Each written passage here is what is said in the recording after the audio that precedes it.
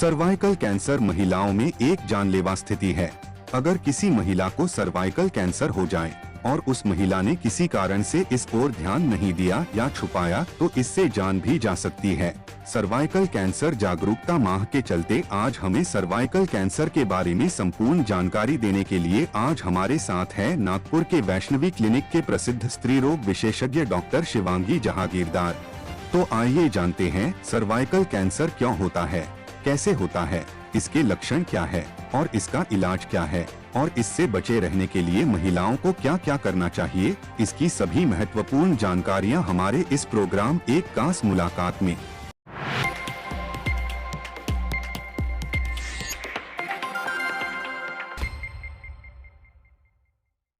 मैं doctor Shivangi Jahagirdar, gynaecologist और infertility specialist, Nagpur के लोकमत स्क्वायर पे वैष्णवी क्लिनिक में प्रैक्टिस करती हूँ। इंटरनेशनल गायनेकोलॉजिकल हेल्थ डे के अवसर पर हम आज आपसे बात करेंगे सर्वाइकल कैंसर इस विषय पर। तो क्या कहेंगे मैम, क्या होता है सर्वाइकल कैंसर? सर्वाइकल कैंसर क्या होता है यह समझने के लिए हमें सबसे पहले यह समझना जरूरी है कि सर्विक्स किस भाग को कहा जाता है। स्त्री के शरीर में गर्भ थैली के मुंह की तरफ जो भाग आता है, जो नीचे की तरफ पोर्शन आता है, उसे सर्विक्स कहते हैं। कैंसर, जैसा कि हम सभी जानते हैं कि शरीर के अंदर अचानक से खराब कोशिकाएं जो बढ़ने लगती हैं शरीर के अंदर, मामूली तौर पे उसे कैंसर कहा जाता है। बहुत डिटेल तकनीकी भाषा अगर हम समझने जाएं तो थोड़ा मुश्किल होता है। तो सिंपली कैंसर का मतलब शरीर में अचानक से खराब कोशिकाओं का बढ़ना। तो किसी भी भाग में जब इस तरह के कैंसर की शुरुआत होती है तो उस भाग के नाम से उस कैंसर को जाना जाता है, और उसी तरह जब ये शुरुआत सर्विक्स में होती है तब हम इसे सर्वाइकल कैंसर के नाम से जानते हैं। जी, क्या प्रमुख कारण होते हैं सर्वाइकल कैंसर होने के, क्या कहेंगे? सर्वाइकल कैंसर होने के प्रमुख कारण बहुत सारे हो सकते हैं, लेकिन उसमें से सबसे ज़्यादा इम्पॉर्टेंट जो स्ट्रेस करने लायक कारण है वो होता है एक तरह के वायरस से शरीर का दूषित होना, जिसे हम हमारी भाषा में ह्यूमन पैपिलोमा वायरस कहते हैं। इस वायरस के बहुत सारे टाइप्स होते हैं। सर्वाइकल कैंसर में भी कई तरह के टाइप्स पाए जाते हैं, लेकिन HPV 16 और HPV 18 ये वायरस से दूषित होने वाले सर्विक्स में आमतौर पे इस तरह के कैंसर्स फ्यूचर में पाए जा सकते हैं। जी, ये सर्वाइकल कैंसर पर्टिकुलर किसी एज में होता है या किसी भी एज कैटेगरी में हो सकता है? सर्वाइकल कैंसर बहुत स्लो ग्रो करने वाला कैंसर है, तो कई बार अगर हम उसे बहुत जल्दी पकड़ लेते हैं तो वो एज कम भी हो सकती है पेशेंट की, लेकिन ग्रो करते करते जब वो आगे जाके पकड़ा जाता है तो आमतौर पे 35 से 40 साल की उम्र के आगे इस तरह के कैंसर्स अपन पकड़ते हैं। और उसका भी एक खास कारण है, क्योंकि उस एज के बाद हम पेशेंट की स्क्रीनिंग शुरू करते हैं। भारत में स्क्रीनिंग बहुत जल्दी नहीं करते हैं हम, इसीलिए कैंसर की शुरुआत बहुत पहले से भी हो सकती है, लेकिन पकड़े जाते हैं वो कैंसर्स कहीं ना कहीं 40 के आसपास। अगर हम लक्षण की बात करें तो सर्वाइकल कैंसर के प्रमुख तौर पर क्या लक्षण होते हैं, क्या? कई बार अगर स्टेज 1 कैंसर हो तो कोई भी लक्षण नहीं पाए जा सकते। शरीर में कैंसर है लेकिन बाहर से पेशेंट को पता भी नहीं चलेगा कि इस तरह का कुछ शरीर में बढ़ रहा है। लेकिन पेशेंट जब डॉक्टर के पास पहुंचती है तो क्या कारण लेके पहुंचती है? विशेष तरह का ब्लीडिंग होना। बेसिकली ब्लीडिंग हर महीने माहवारी के चक्र तो चलते ही हैं, लेकिन 2 माहवारी के बीच में ब्लीडिंग होना, एबनॉर्मल ब्लीडिंग जिसे हम नाम देते हैं, या फिर संबंध आने के बाद ब्लीडिंग होना जिसे पोस्ट कॉइटल ब्लीडिंग कहा जाता है।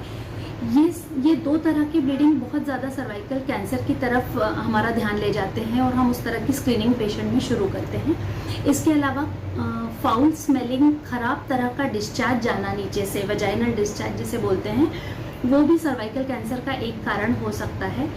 कई बार आगे बढ़ा हुआ कैंसर, पेशाब की थैली पे जोर लगा के अचानक पेशाब रुकना, इस तरह के सिम्टम्स भी लेके पेशेंट आते हैं, और जब हम डायग्नोज करने जाते हैं तो उसमें कहीं ना कहीं ये बीमारी हमारे सामने आ सकती है।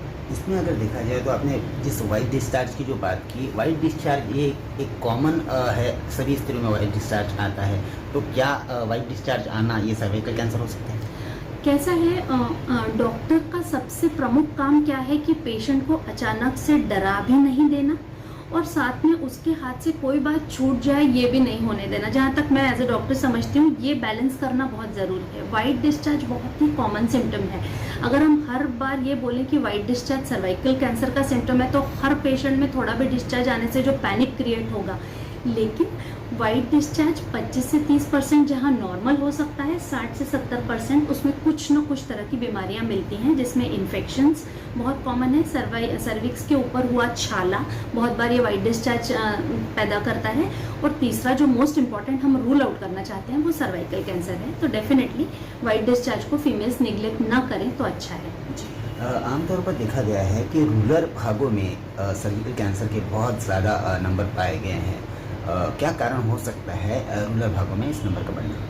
ये बहुत अच्छा प्रश्न किया आपने। बेसिकली सर्वाइकल कैंसर के रिस्क फैक्टर्स में से एक रिस्क फैक्टर कम उम्र में शादी होना जिसे कहते हैं, जहाँ पे यौन संबंध बहुत कम उम्र से शुरू हो जाते हैं और पेशेंट्स को वैक्सीन के बारे में जानकारी नहीं होती है, तो वो सारे पेशेंट्स वैक्सीनेटेड नहीं रहते हैं, उन्हें टीकाकरण हुआ नहीं रहता है, तो कहीं ना कहीं वो एक्सपोजर्स बहुत अर्ली एज से शुरू हो जाते हैं और चूंकि ध्यान नहीं रहता है पेशेंट का तो बातें आगे बढ़ जाती हैं। इसीलिए आमतौर पर रूरल सेटअप में इस तरह के कैंसर ज़्यादा पाए जाते हैं। जी, सर्विकल कैंसर की बात अगर करें तो रोकथाम के लिए क्या क्या हम कर सकते हैं?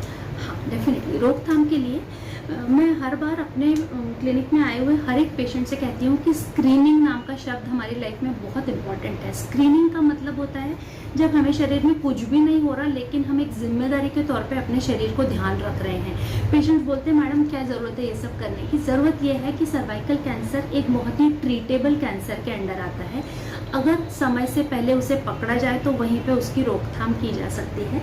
अब किस तरह से हम इस दिशा में आगे बढ़ सकते हैं? एक, चिन्हों के प्रति सजग रहें। फीमेल से मेरा अनुरोध है, जैसे एबनॉर्मल ब्लीडिंग होता है तो कभी ये ना कहें कि अरे ऐसा तो होता ही है, ये बहुत कॉमनली देखा जाता है। वजाइनल डिस्चार्ज, अचानक से होने वाला नीचे के पेट में अजीब सा पेन, इस तरह की बातों को बिल्कुल भी निगलेक्ट ना करें और तुरंत डॉक्टर से दिखाएं। बेशक वो नॉर्मल निकले लेकिन आपने अपनी जिम्मेदारी पूरी की इस स्टेप पे। उसके अलावा पैप स्मीयर के नाम से एक बहुत ही सिंपल टेस्ट आती है कि जो हम लोग करते हैं पेशेंट्स में, बहुत बार स्ट्रेस करते हैं पर लोग डर के कारण करना नहीं चाहते। डर से नहीं करते हैं तो बीमारी को हम आगे ढकेल रहे हैं। पैप स्मीयर 21 साल की उम्र से ही पेशेंट को स्क्रीनिंग के तौर पे करना शुरू करना चाहिए और अगर वो नॉर्मल आता है तो उसको 3 से 4 साल बाद अपने को रिपीट करते रहना है, ये देखने के लिए कि कोई और चेंजेस तो नहीं बढ़ रहे। ये दूसरा एक पैप स्मीयर। इसके अलावा कुछ वायरस की भी जांचें होती हैं लेकिन वो आमतौर पे जिनमें चिन्ह आते हैं उन्हीं में करना चाहते हैं हम, वो नॉर्मल पेशेंट में नहीं करते। पैप स्मीयर एक बहुत सिंपल टेस्ट है जो ज़रूर डॉक्टर से पूछें और उस तरह से उस दिशा में कदम आगे बढ़ाएं। सर्विकल कैंसर के रोकथाम के लिए वैक्सीन भी अवेलेबल है, ये जानकारी लोगों में इस जानकारी का बहुत बड़ा अभाव है। तो कौन कौन सी वैक्सीन अवेलेबल है, कब ली जा सकती है, क्या करनी है? इसमें ना आमतौर पे 2 तरह की वैक्सीन ही चलती हैं। सर्वारिक्स और गार्डासिल के नाम से 2 वैक्सीन आते हैं मार्केट में। कोई बहुत ज़्यादा कॉस्टली नहीं है, अपने लाइफ के हिसाब से अगर अपन उसका ये निकालें, अमूमन आमतौर पे 3000 तक के वैक्सीन हैं उसमें अवेलेबल। ये वैक्सीन बेस्ट आइडियल टाइम जो रहता है वो रहता है 9 से 11 साल की उम्र में पहला डोज दिया जाना चाहिए। 2 डोजेस होते हैं उसमें, 2 तरह के उसमें स्कूल ऑफ थॉट्स हैं कि 2 डोजेस होते हैं जिनमें कोई भी प्रॉब्लम नहीं हो रहा है पेशेंट को। फर्स्ट डोज 9 से 11 के बीच में और दूसरा डोज 6 से 12 महीने के बीच में, ये आइडियल टाइम है। लेकिन कुछ तरह के पेशेंट्स जो डायबिटिक्स हो सकते हैं, HIV से पीड़ित हो सकते हैं, जिनकी इम्यूनिटी कम हो सकती है, उनमें हम कई बार 3 डोजेस भी देना चाहते हैं। तो 2 तरह के सर्वारिक्स और गार्डासिल के नाम से 2 वैक्सीन चलते हैं। बहुत ही कम मालूम है लोगों को और ऑलमोस्ट लोग नहीं दिए हैं अपने लड़कियों को ये वैक्सीन। कुछ फॉरेन कंट्रीज में लड़कों में भी ये वैक्सीन दी जाती है लेकिन भारत में एटलीस्ट अगर हम लड़कियों में भी उस उम्र में वो वैक्सीन दे दें तो बहुत सारी समस्या से बचा सकते हैं पेशेंट्स को। जैसे आपने कहा बहुत सारे लोगों ने वैक्सीन ली ही नहीं है, लेकिन अभी अगर वैक्सीन की जानकारी को बढ़ते हुए देखो, अगर किसी को वैक्सीन लेना है शादी के बाद में लेना चाहे उम्र के 30-35 ये उम्र में, तो क्या वो ले सकते हैं? हाँ, मैक्सिमम में एज जो हम बोलते हैं वैक्सीन देने की वो 45 ईयर्स तक है, लेकिन बेस्ट ये तभी होता है जब सेक्सुअल एक्टिविटी शुरू होने से पहले इसे दिया जाए, क्योंकि वायरस की रोकथाम हमको वहीं से शुरू करनी पड़ती है। तो आइडियल टाइम तो वही रहता है जब शादी नहीं हुई है किसी भी लड़की की, तभी उसे देना उचित रहता है। हालांकि शादी के बाद भी ले सकते हैं और साल भर तक फिर प्रेगनेंसी ना रखें उसमें तो उचित रहता है। उपचार संदर्भ में अगर बात करें, कौन कौन सी उपचार पद्धति उपलब्ध है, क्या? यस, किसी भी कैंसर का ना स्टेजिंग होता है बेसिकली, तो सर्वाइकल कैंसर के भी उस तरह से 4 स्टेजिंग है। फर्स्ट स्टेज जहां वो सर्विक्स तक ही सीमित है, दूसरे स्टेज में जहां पे वो लोकली स्प्रेड होता है आसपास के टिश्यूज में, तीसरे इसमें जब वो थोड़ा बहुत रक्तवाहिनियों तक गया है, और चौथे इसमें जब वो लंग्स, मेंदू, हर तरह के ऑर्गन में पहुंच जाता है और पूरे शरीर को नष्ट करने लगता है, और ट्रीटमेंट भी उसी हिसाब से होती है। फर्स्ट स्टेज के लिए आमतौर पे सर्जरी से काम बन जाता है अपना, कि सर्जरी करके तुरंत उस भाग को निकाल दें, उसको चेक करें।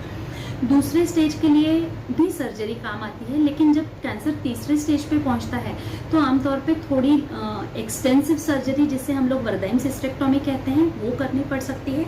उसके अलावा रेडियोथेरेपी और कीमोथेरेपी नाम के जो उपचार पद्धति अवेलेबल है वो भी थर्ड स्टेज से शुरू हो जाते हैं। फोर्थ स्टेज पे आमतौर पे सिर्फ रेडियोथेरेपी और कीमोथेरेपी ही काम आते हैं, बहुत ज़्यादा सर्जरी वहाँ काम नहीं देती है।